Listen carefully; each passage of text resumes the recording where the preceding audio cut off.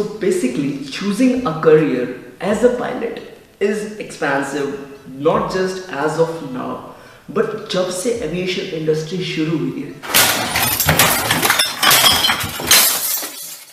Pilots as a career हमेशा से एक एक्सपेंसिव रन रहा है। लेकिन क्या आप जानते हैं, once you get your first airline job, how much salaries do Indian pilot earns in Indian Airlines?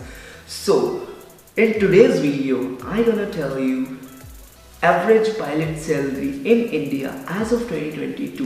ये मैंने अपनी खुद की रिसर्च के बेसिस पे पायलट्स की सैलरी को डिस्कस करने जा रहा हूँ।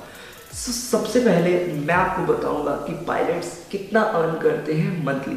Without wasting any time, let's get started and let's roll. India 430, wind come, clear to land, runway 29er. Runway 29er, clear to land, Air India 430.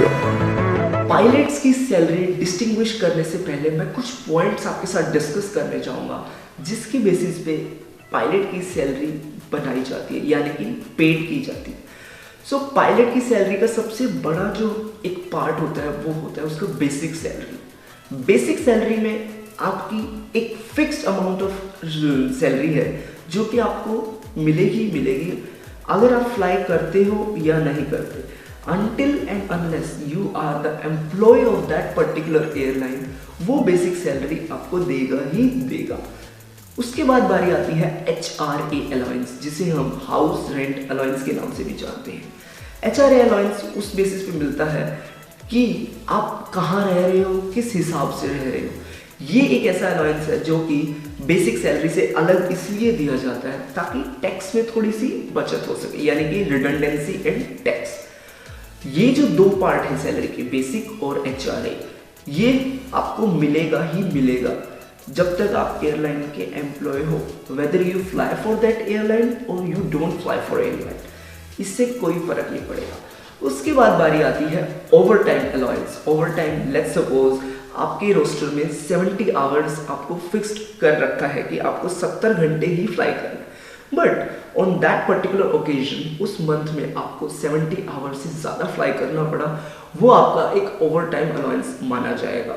और वो पर आवर के बेसिस पे आप किस पोस्ट पे हो, either you are captain, you are first officer, you are senior first officer, whatever, उसके basis पे स्लैब्स डिफरेंटली डिस्टिंग्विश किया गया है, उसके हिसाब से पर आवर मिल जाएगा। उसके बाद बारी आती है फ्लाइंग अलाउंस, यानी कि जितने घंटे आप फ्लाई कर रहे हो, जितने घंटे आपने एक्स्ट्रा फ्लाई करा, उसके ऊपर above and that you get your allowance, that is flying allowance. फिर बारी आती है ले ओवर अलाउंस। लेट्स सपोज आप दिल्ली से बॉम्बे गए, बॉम्बे से चेन्नई, और फिर चेन्नई में आपका ले ओवर है।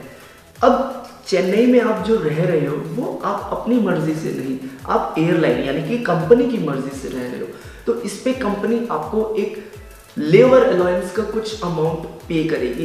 इट डिपेंड्स आप एक महीने में कितने लेवर कर रहे हो, उसके हिसाब से at the end of the month you will get that layover allowance. फिर बात करूं मैं, एक बोनस अलाउंस भी होता है, यानी कि बोनस थोड़ा सा कंपनी देती है। लेट्स सपोज आप किसी कंपनी के साथ पिछले 5 साल से लॉयलिटी से काम कर रहे हो, आपने वो कंपनी सिर्फ और सिर्फ इसलिए चूज करी क्योंकि वो बहुत अच्छी कंपनी है, and you doesn't leave that company for some other company just because they were offering a little higher package.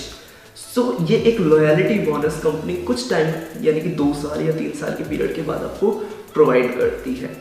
तो इन शॉर्ट ये सारा कुछ मिला के हमारी एक फाइनल यानी कि फिक्स्ड पे बनती है एज अ पायलट। जैसे ही आप कोई कंपनी ज्वाइन करते हो, आप trainee first officer, second first officer या फिर JFO जूनियर फर्स्ट ऑफिसर कहलाते हो। ये डिपेंड करता है कंपनी टू कंपनी, सबने अपना अपना डिफरेंट वे ऑफ एक्सप्लेनिंग रखा है। So as you join the company, you would be getting 1 lakh per month as your monthly salary. अब इसमें आपका फ्लाइंग अलाउंस नहीं ऐड हुआ बिकॉज इस टाइम आप ट्रेनी हो। जैसे ही आपके 500 घंटे पूरे होते हैं, you will B line release, and इसके बाद आपको फ्लाइंग अलाउंस भी मिलने लग जाएगा। तो आपकी सैलरी हो जाएगी 1.4 लाख से लेके 1.6 लाख पर मंथ। उसके बाद बारी आती है फर्स्ट ऑफिसर की। तो फर्स्ट ऑफिसर की सैलरी होती है वो होती है 2.5 लाख यानी कि 2.5 लाख से लेके 3 lakh per month.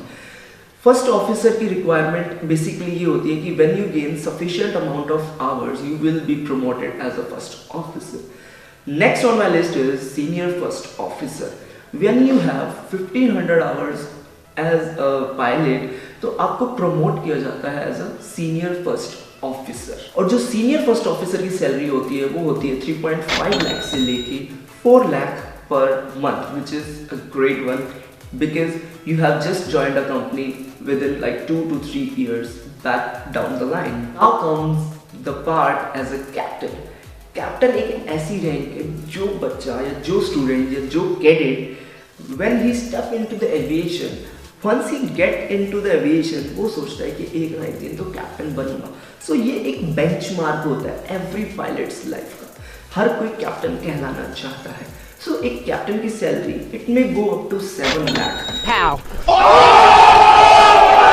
It may ranges from 6 lakh to 7 lakh depending on the company where you are working. So these are some handsome salaries which pilots are getting in India as of 2022.